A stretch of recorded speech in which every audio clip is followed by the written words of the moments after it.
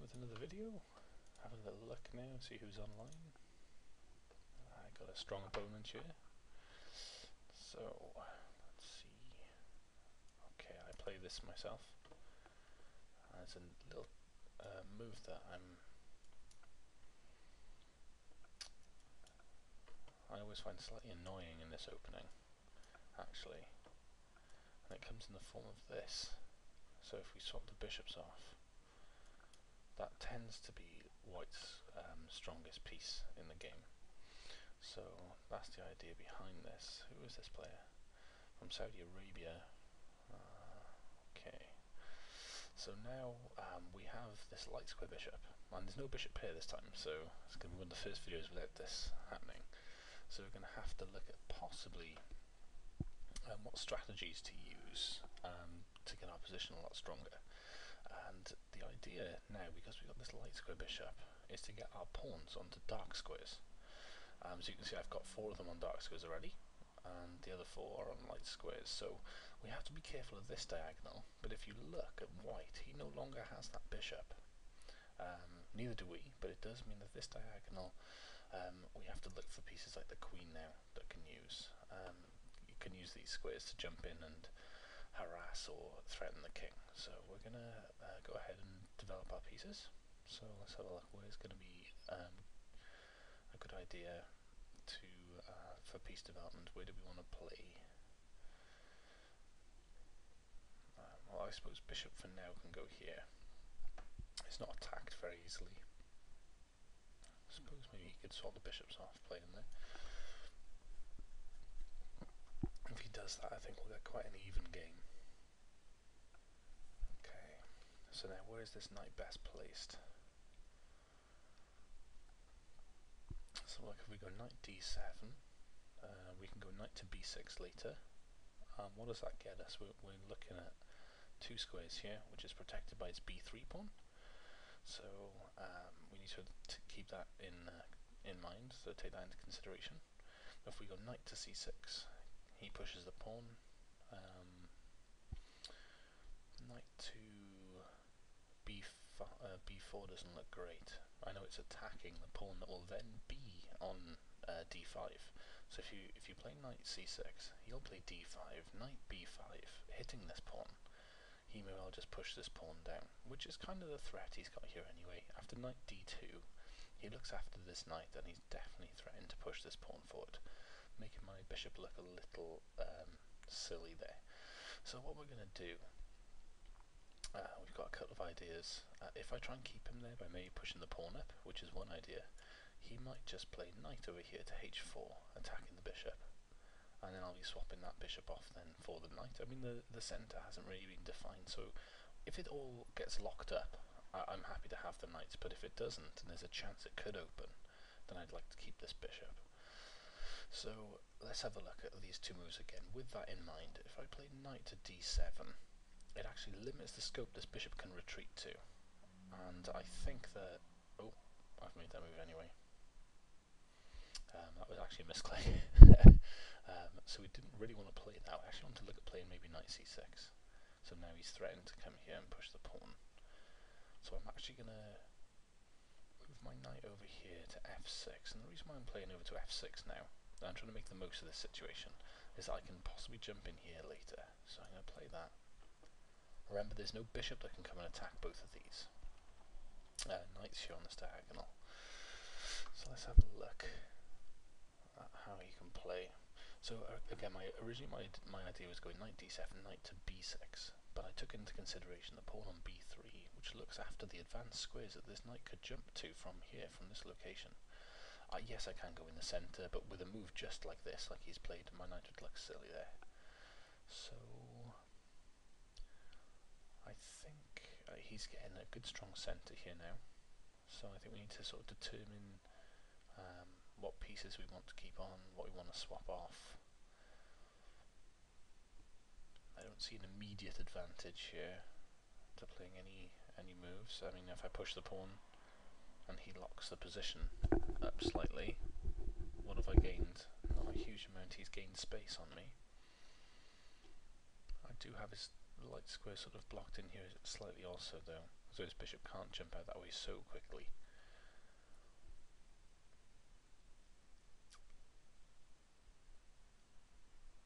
But is that what I want? I mean, I need to finish, well, I've pretty much finished development, just need to develop the queen, but the question is, where is the queen going to be best placed also? Maybe I could play something like queen to d7, and it might look a little crazy because you think, well, maybe he can just play g4, which hits the bishop, and if I back up to here, because that's the only square I've got left, on this diagonal, then he can just push the pawn, and all of a sudden it looks like I'm losing the bishop for a pawn. Let's have a look at the other considerations. If I play queen to d7, he plays g4 again. I can play maybe bishop to e4, knight takes, knight takes. He's kind of weak in his king side there, which is a positive thing. The other thing, though, to take into consideration if my queen goes here, is I'll have two pieces on this diagonal. So if he plays g4, I can play maybe knight takes, or even bishop takes g4, pawn takes, and then maybe queen takes check. So I've swapped off two of his pawns for one of my minor pieces, but I've got some pressure here on the king side. Do I have enough there though? Can I get enough pieces over there to attack and checkmate the king before he can get his defences organised and come back over here and defend? Let's have a look at that. So queen d7. Queen moves up, g4. Suppose not g4 though, suppose e4. Queen there, e4. Knight takes, bishop takes. Is positive for me. I'll be up a pawn. So he has to really play g4 if he wants to push this bishop away. What else could he do though? Maybe knight h4 still. Queen d7, knight h4.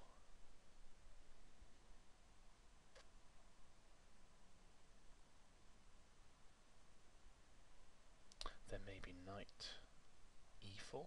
It gets very complicated tactically, because if knight takes here,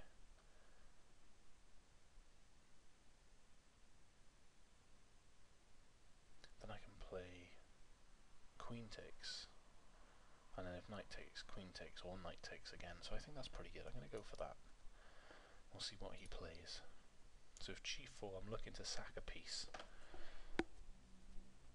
because I've got quite a few pieces pointed over here now. I have 3 pieces and the queen, so 4 pieces in total looking over at this side of the board. He's got a rook that sort of defends, a knight that defends, a bishop and queen pointing over, so he has got 4 pieces there.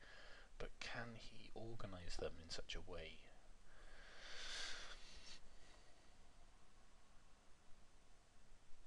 as to defend my threats here? I would say I haven't established anything in the centre here with pawns, so maybe it's not the best solution here. Maybe I should develop normally, get some centre pawns pushed up here, maybe e5 or c5, and go from there.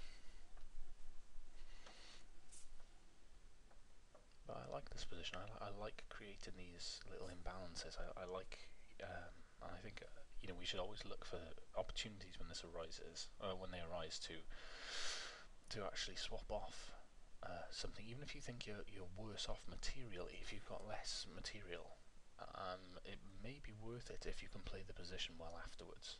Granted, I mean, these are only 15-minute games, so I haven't got a full amount of confidence behind some of these, because I might have to think, oh well, you know, if I was playing a live match, I'd have a lot more time to think about it, think about variations and calculate it all.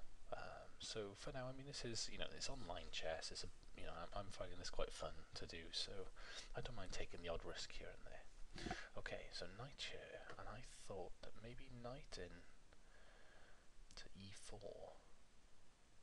might be fairly tasty. Knight e4.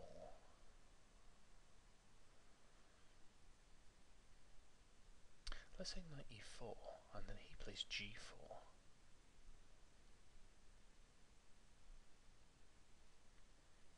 I do like this, actually. I do like all these ideas. The other thing I have as well, of course, is bishop takes h3, pawn takes, queen takes, and I'm on the knight.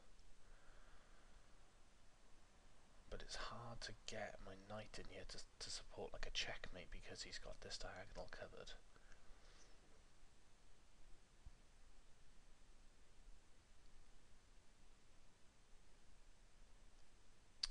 But maybe I have ideas. Let's give this a go. So we're going to sacrifice this bishop here for 2 pawns.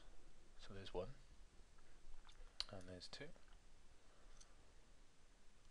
If he plays the knight back here, then it does block the diagonal, but he is then also looking after this square. So remember, I've got knights that can jump up here too. So it's a bit of a risk, this one. Yes. That is true, you can play this.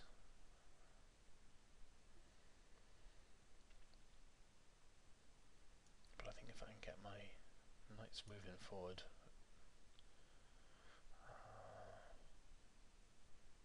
maybe I can play knight here, looking at going knight there. So I'll play a knight to e6, knight to g5, and possibly go knight h3 check later.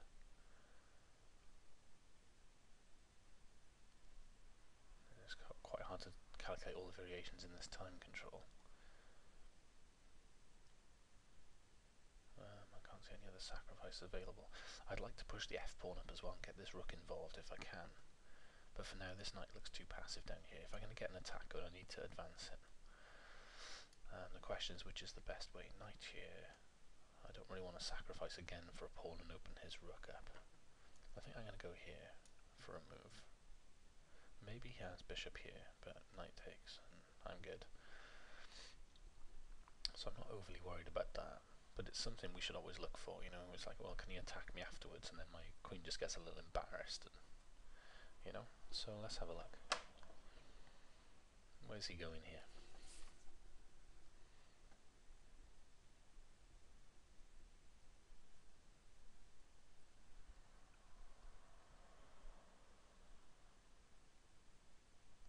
Right, so he sees the idea of me jumping in here. So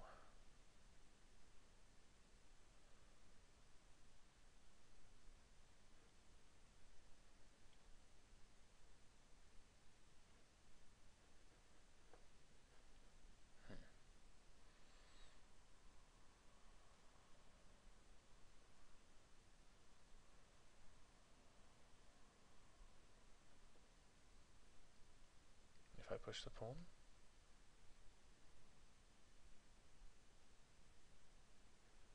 and then he pushes, and knight gets in here. No, it doesn't. Sorry, if I push the pawn, he pushes on. Maybe knight here, and then there, and then I'm on this at some point. So I'm going to try that, and it also opens up this G file for my rook to come to. So I think he's trying to tempt me, really. Well, he doesn't mean to, I guess, but he is. By blocking the fact my knight can jump there,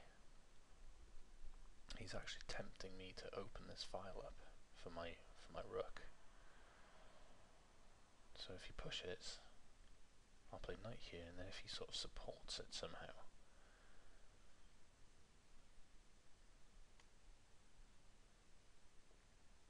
don't know how playable that is. Maybe it is playable.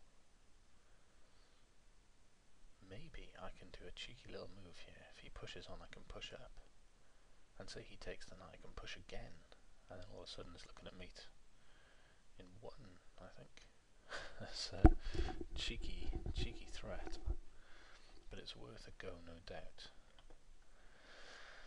So he pushes on. If he does, I want to make a move quite quickly. He doesn't. Okay, so maybe he's seen that also. So there is where I wanted to go anyway, right?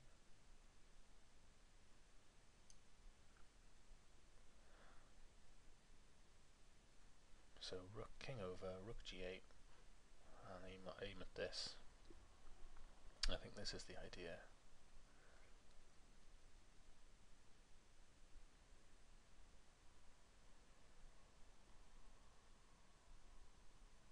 So I mean, it's a game, you know. I mean, this guy, he's got a nice grading.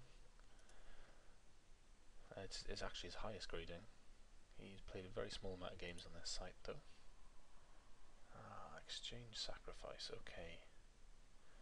Okay, so we just need to work this out a moment. So he's just sacrificed his rook now for a knight. Remember, you don't have to take. That is one thing. A lot of people instantly go, "Oh, I'll take back." You know, maybe it's not good for us to take back, but I only see it as being good for us, really. If I take back here, I'm opening up this file as well for my rook. So maybe I will take here.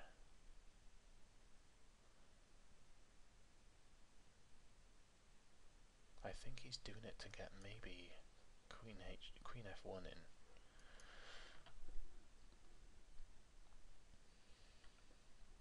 Yeah, so now he's on this pawn. But I don't see a way for him to checkmate me or anything like that just yet. I mean, I do have threats of going maybe queen here, g3, then knight check.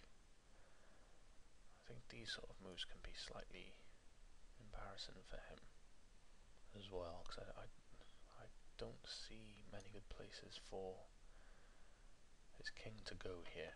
So I think maybe knight h3 check, king over, knight check, king back. I mean, I might be able to get a perpetual check here. So it's a good attacking game. We'll see. It also, I mean, I'm pinning this knight too, so he has to be careful of that. If the knight moves at some point, I might be picking this pawn up also. There's a lot to think about here, but I like these two pieces. I know he's got 4 defending, but he has no pawn defense in front of his king. I mean, I've got a couple of pawns here, but I've also got this g-file. I mean, everything seems to be happening on this g-file right now, so I might be playing king h8, rook g8, like I say, at some point. Then maybe rook g6 or rook g7 and bring the other rook underneath, and then we've got some serious firepower on this g-file. I think it's going to be hard now for white to defend all this, really. Maybe he can, maybe there's a nice way I haven't seen.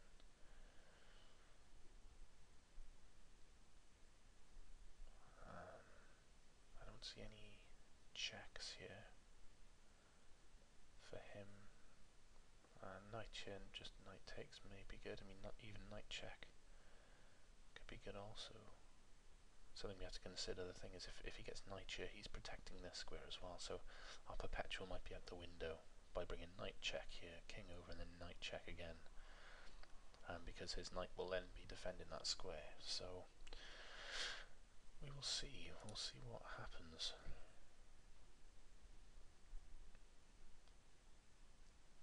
I mean, that's the thing as well. Don't be afraid of going for a draw if there's not much else available. Aha, so he's gone for this. So now our perpetual doesn't work, but it is a sacrifice of a piece, really, because I'm looking after this pawn, and I'm threatening to just jump back and do the same again. Am I? Let's just check. Knight here, maybe bishop there, or knight here, queen there. I think this is winning. Even still, I think this is good. So queen here.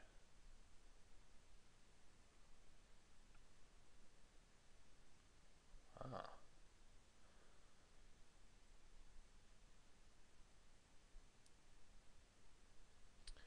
Okay, so let's just take our time. Let's have a thing. We've only got 3 minutes. Knight takes, so he's going to have a knight and a bishop and a rook against a knight and 2 rooks. And I think I've got a pawn majority here as well. Yeah, I'm a couple of pawns up here. So, looking for any other little moves that could spell the end for him. I don't see it, so I'm going to take here.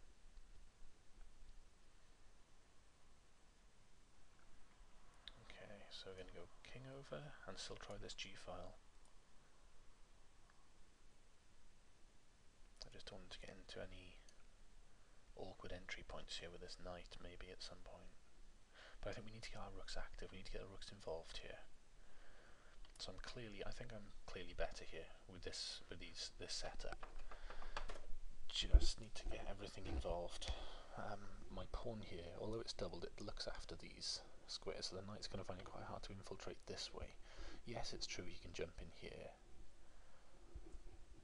but I'm looking for some tricks here now. I mean, I can support the knight just with that. It's a simple move. Yeah, I'm going to do that. Just support the knight for now. I'm threatening to bring... Aha!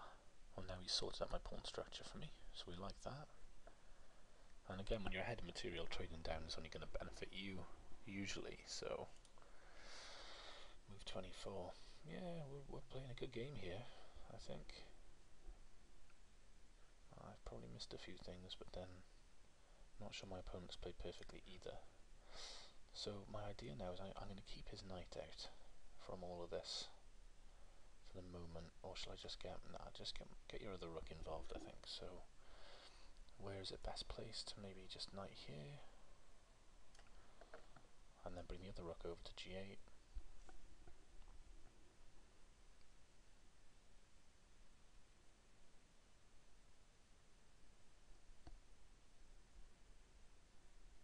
I don't think he can stop these pawns in the end if he wants to swap everything off.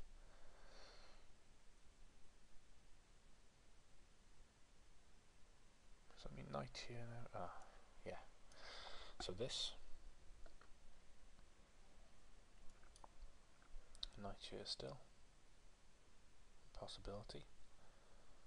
I'm just going to be careful where to put my rook afterwards. I don't want to land any forks anywhere. I don't see that happening anytime soon. Yes. So in fact I can't even possibly give this rook up. I'm not going to. But it's something to think about. So if I play here, his knight really has to jump back. Yeah, let's play this. Let's play this simply. I've only got a couple of minutes, so he'll probably bring knight back here. And if I bring my rook over this way, so if he moves the knight again, I'm coming up here and I'm picking these pawns off. So I don't think he wants to do this, but equally I might just be able to get some passed pawns over here now. Okay, so we'll give this up for the knight, and I'll get some passed pawns over here, which he's going to have a hard time trying to stop, I think.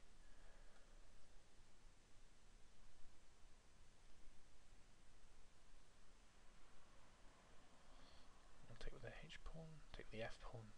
I think it's both winning, but I'll take with the H pawn here so I can get my king up and over this way. Okay, so this. Yeah, I don't mind if you take that.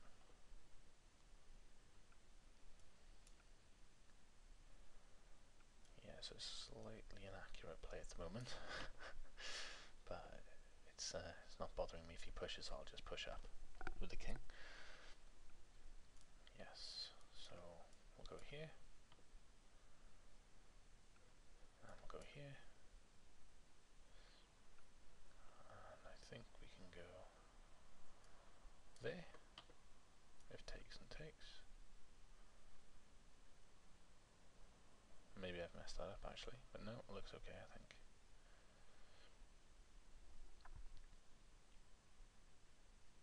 I don't think he's got enough to push through here. Because while he's got to stop these, it's the principle of two weaknesses again. If we swap all this off, he's got to stop this kingside. These kingside pawns on F and G, and I'm going to take this one and push this pawn up instead. So either he comes over here and stops it on the queen side, or he takes the king side and I'm pushing the queen side. So either way, there's a way he's going to have to think about what to do here. Right, okay. So now maybe I'll play this move, try and swap some of this off.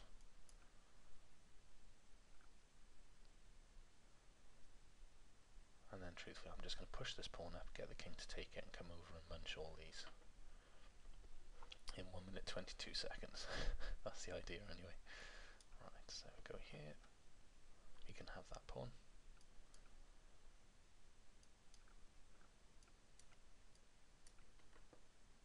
I think he's going to resign here, because I'm going to be getting a queen up this way. Yeah.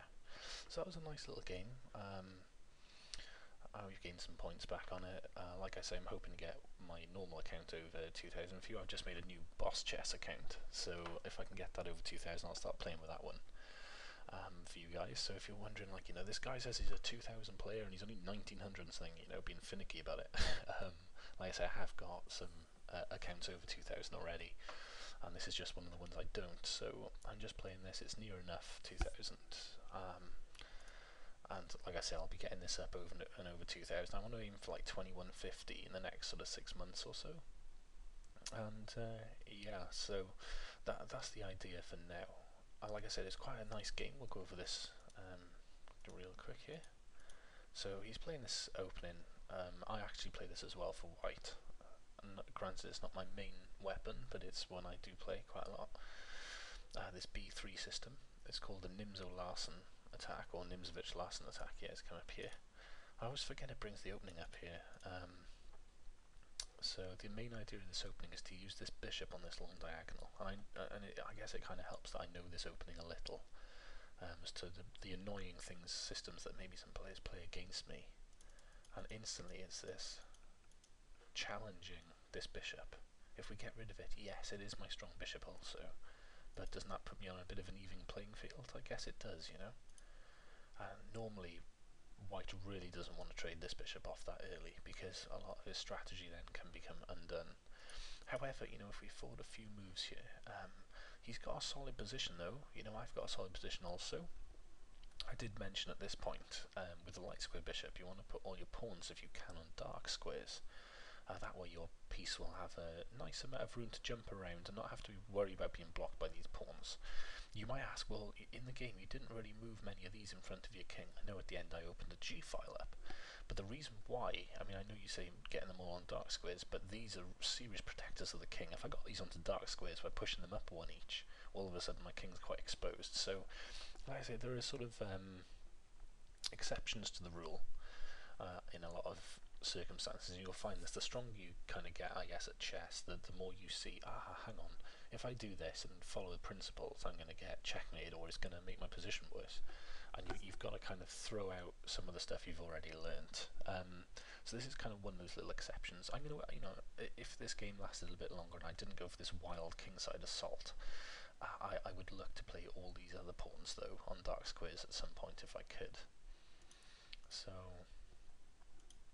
I'll go to this game again. Maybe bishop f5 wasn't the best move. Maybe I should have waited and played knight c6 and maybe e6. So I'll just give you an idea there. If I went knight to d6 here, or knight to c6, sorry, knight to d7 or knight to c6, and I played e6, it's sort of waiting out, get my position quite solid, waiting out what my opponent's going to do. Yes, I know this pawn's on a light square and it's blocking this bishop in at some point, but I just need to see what we're going to do in the centre as well for the moment. The bishop pairs are off, so all wild tactics seems to be cool enough at the moment, at least to my eye. I'm sure there's probably some continuations here that are totally mind-boggling to players of my strength, but are also very wild and tactical. It's good to note though. This is what I see, at least anyway, in the position. So bishop to f5 controls these light squares. Remember, his pawns are on dark squares here, which is good for him. He's got the same idea. Get these pawns on dark squares, he can get his bishop out. And like I say, with bishop on f5, if he goes bishop to e3 and I swap off, queen takes, he's got good pawn structure. Both bishops are gone and it's a very even game. So, and I was quite happy with that. Playing as when you're playing black especially, you shouldn't necessarily look for you should always look for an immediate win if there is one, but when in positions where you can't see anything, you can't see what to really do or where to go, you just literally want to slowly improve your position. If the opponent says, right, well, I'm going to want to trade you up, trade off, great. As playing black, you don't normally have any sort of advantage right off the bat. It's white who does, because he makes the first move, so he sort of wants to show you which direction the game is going to go in, and you've got to sort of go along with that, or immediately play something else and try and make him think what to do. In this situation, I was quite happy to have quite an even position and play out of it, knowing that the dark square bishop here for white is normally the main strength, and now that's gone, I'm quite happy to see how my opponent plays, maybe react to him a little bit with regards to what I'm going to do with his pawn structure, and then I'm going to go from there. That was my idea anyway, so kind of wait him out, see what he's going to do, and then go from there. So anyway, knight to d2, knight d7, h3, so it's taking squares away from this, maybe threatening g4, as we spoke about in the game. So knight f6, I like this move as well. It brings everything over to the king side, which is where I eventually attack. Again, if it would have gone over to b6, it's not doing a huge amount there. It's just looking at these horrible squares. It's true it can jump there, but then I'm pretty much asking for this pawn to be pushed at me.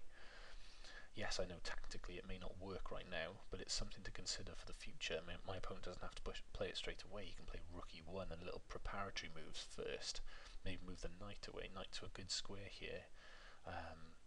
You know, possibly even at some point a queen move, like maybe queen c1, and when he pushes this pawn, the queen will come alive. His rook is now protecting this pawn. The knight's on a great square, so you know we don't want a lot of that happen if we can help it. In this game, though, none of that actually happened. He pushed with c5. So again, now would be another plan would have been, if I hadn't played this bishop here, and he's kind of showed me what he's doing now. He's really coming at me. Would be to maybe go c6 or maybe c5, swap a few things off in the centre, and then look for which diagonals will be best. You know, maybe play b6 and then bishop to b7 later and get this nice diagonal. But in the game that didn't happen, so I chose to do this move and gave my reasons just for this attack on the king side, and also it connects the rook, so it finishes my development. My queen is really the only square it can go off the back rank actually. So knight h4, and then sacking the bishop for 2 pawns. Knight jumps back to g3. Let's have a look though. If he'd have gone back to g2, if he'd have gone back to f3, he would be blocking his bishop in. But maybe it's not so easy. If I go knight to g4, yes, he can't take it immediately, but I haven't got any queen to h2 mate business going on, because his knight on f3 is actually covering that square. So I might have to go for like a plan B, look to see if there's a way I can swap that knight off on this square. So I'd think about going, right, if I can get rid of that knight and I've got a knight on here, then all of a sudden that is mate. So I would probably look at going knight here again. So this g knight over to e6, then from e6 to g5, and swap this knight off, because his knight will be on f3. So knight e6, knight g5, swaps this knight off. It doesn't matter if he takes me or if I take him, and then I'll have hopefully a checkmate, because this other knight will be eventually on g4. So you know, a move order would be something like immediately if he goes knight f3, I'd probably go knight e6.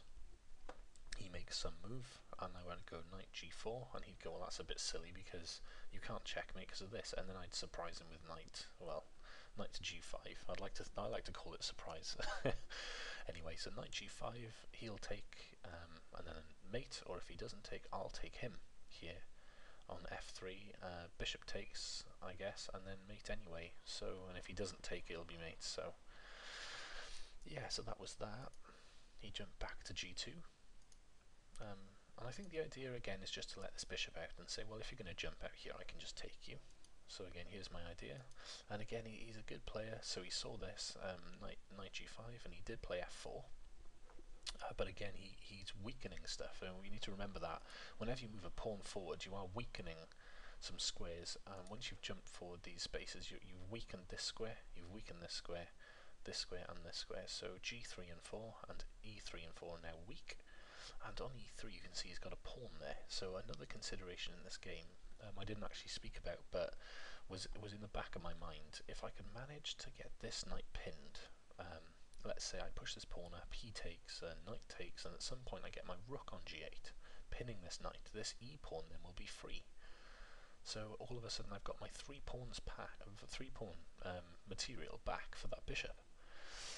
He's also then got an isolated pawn, so it becomes very, very, you know, it's exciting anyway. It's dynamic and exciting. We like that. So g5 takes, knight takes, and then the rook sack. I mean, did he have to play that? I mean, the queen looks nice on f1. But did he have to play the rook sack? What else could he have done? Could he have just played maybe e4, e5, or maybe knight f3? Is knight f3 working? Or have we got that same idea? Knight f3, knight g4, knight takes and then mate. Yeah, it's looking a bit tricky already, isn't it? So, at least at first glance. So rook takes. Again, I took a little bit of time here. Remember, when they sack the exchange against you, which is, you know, when they sack a piece of greater value for one of lesser, you want to sort of stop and think for a minute and go, now is he opening me up somewhere for checkmate or some tactic?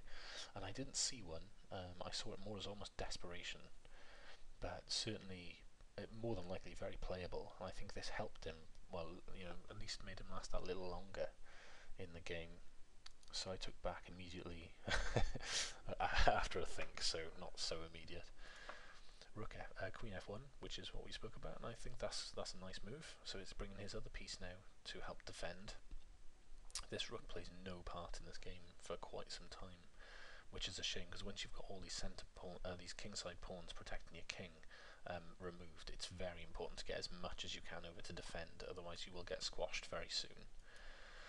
So now I set the pin.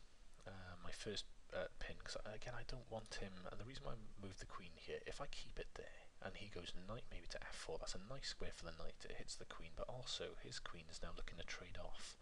If I trade all my pieces off here, I know I will be slightly better probably in the end game, but truthfully I think I can get more from the position, which is why I played queen g3.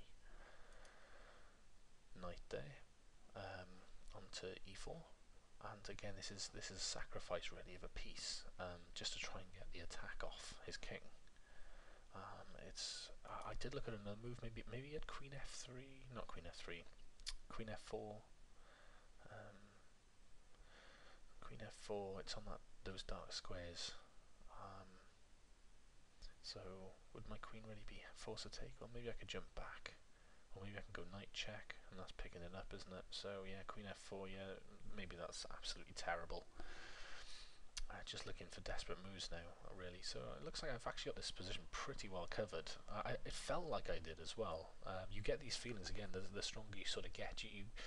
It's hard to describe, but you see players going, well, I thought it was better for me, or you know, I thought this, and you know, you can go through all the imbalances, you can tick off as many boxes as you want on paper, but sometimes if you've got a nice feeling about the position, which only comes really through experience, then generally a lot of the time your gut will be right after making, and I think it comes from, you know, making so many mistakes, so many errors, or being in that similar position before at some point and then losing horribly and going, oh, I can't believe it, he made this amazing sacrifice, and all of a sudden my king side was blown open and it was checkmate.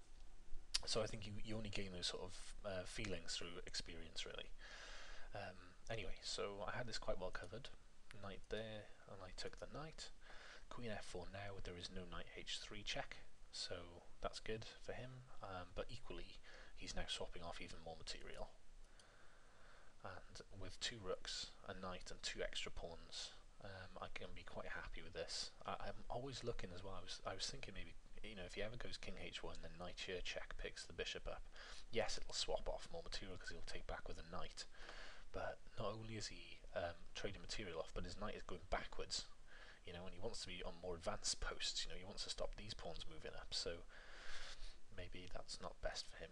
So king h8, king h2, again, I guess he saw king h1 was no good, and also king h2 brings his king closer to the centre. The only problem with it is after rook g8, on my next move, his king can't move to the centre, it just brings him further up the board. Have noticed as well, these double pawns, although allowing this g-file, they do actually have some useful jobs here.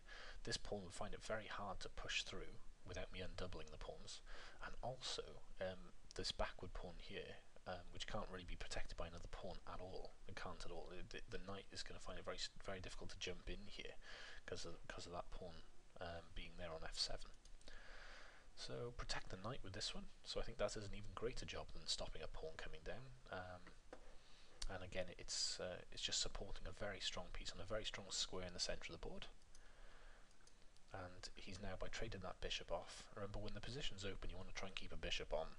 Again, by this point I think maybe it's all going to be too little too late with regards to having to, worry about which is better, bishop or, knight or rook in this situation, because he's down quite a bit of material, but also he's undoubled my pawns, so that's another plus for me. So if you look at all these little pluses that have happened, the g-file, supporting the pawn, supporting the knight in the centre, undoubling my weakness of pawns here, having this extra material, all these little pluses add up, and in the end I managed to convert that into a win. Yes, I did have very little time again, but I think I made good use of it. So rook to support the knight, I guess. I think it's his best. He kind of wants to keep some pieces on here to have any sort of play against me. He needs to keep pieces on. I think his next move here should just be knight over to d5, and then start looking at taking on here or jumping in here and annoying this rook. And I think that should be his idea. But he didn't do that. He wanted to swap the rooks off, and again I'm quite happy to do that. But rather than just take straight away and get his king over and then rook check, and maybe his king can come to the centre that way, so I'll just go through that again. If rook takes g1, king takes, and then I'll bring my other rook over, check, and then he'll move his king over this way, and all of a sudden his king's centralised, and I didn't want that. Plus this rook is playing no part. Both of his pieces are playing a part in this game. So I want to be able to bring that over first, and if he takes, I'll take back with the rook, which is exactly what happened, and his king stays out of the game for a moment. Yeah, he brings the knight up. I do notice as well I've got two passed pawns here, so I'm going to, one passed pawn and another one that can be easily pushed to create maybe another passed pawn later. If you notice, if I pushed f5 and then f4 with this pawn at some point, and this pawn takes, then it frees or liberates this pawn here on e4, which can then look at promoting itself. So he jumps back to annoy the rook, and I like this move too, because if he goes now knight to e5, knight d4, knight e5 on the rook, I can just jump up here with check on f2, and then maybe to pick up all these pawns over here. So that's one idea. But the other thing is as well, I don't mind swapping this rook off now either. I'm happy to swap down material, even though this is more material than that. So the rook is more material than the knight. I'm happy to swap that off because it'll give him an isolated pawn here, and I'll be able to push these pawns at him and make a queen that way. And like I say, that's that principle of two weaknesses as well. If he stops one pawn, I'm hoping to get over here and start taking all his queenside pawns. So again, with a very small amount of time, I didn't have a huge amount of time to calculate it all, but it felt like this should be totally winning. So rook check, and this is where I'm giving him the opportunity to take with a knight, and I can connect these pawns up then. There we go. So I'm quite low on time. I want to make this as quick as possible. Maybe I should have spent another couple of seconds looking at the best way to do it. I think maybe even... That's the thing, I wanted to get my king closer to the centre. I didn't want to push f4, f5 straight away and have this pawn chain. I didn't want that to happen because I didn't want this king coming in nestling over here maybe on g5 later, preventing me from pushing the pawns up. So I brought my king in, he brings his king in. This move here was to, if he takes the pawn here, I can jump in. I think this is what happened. He steps back. Maybe I could have just gone over to here. The only thing is I didn't want him pushing his pawns down here and creating some havoc. So I went this way, and I think truthfully maybe going to h was actually better. Because now he pushes the pawn, and I want to keep my king centralised now to sort of stop this pawn chain. Because if you look, I've only got 4 in this pawn chain, he's got 5. But I do have these pawns. These are going to become my ace in the hole, if you like, later on. These are going to be my saving grace. So we got this weird sort of little pawn move, and I think one of us has to strike it at some point. And I was looking at this, I think I misplayed it actually. I think better for him now is just to push on. If he pushes here, just pushes b5, I'm going to be finding it very hard to take that. So b5, if if b5, if I take, he can take with this pawn maybe? But I'm still promoting that one. So maybe I'm worrying about nothing. But I'm sure I saw maybe something good for him. Maybe it was the check here, was it? Was it playing d5, check, pawn takes, check, or the other pawn takes, check? And then he might be able to get some play. I don't know. Maybe I'm totally winning this actually. So yeah, again we're swapping material down, and this is where he's going to make a choice actually here. After all these pawns come off, it's 3-2. So he's got to decide: does he want to stop this one from promoting it this way, or does he want to come over and try and stop these? Well, truthfully, I'm going to make him do both if I can. Here he's committed. He wants to stay this side and stop this pawn, so I run over this way. And there's no way back now. This pawn will just easily promote to a queen, and that will be the end. So yeah, nice little game. I hope you enjoyed it. If you've got any questions or comments, please pop them underneath, and as always, like and subscribe, and I will catch you guys soon.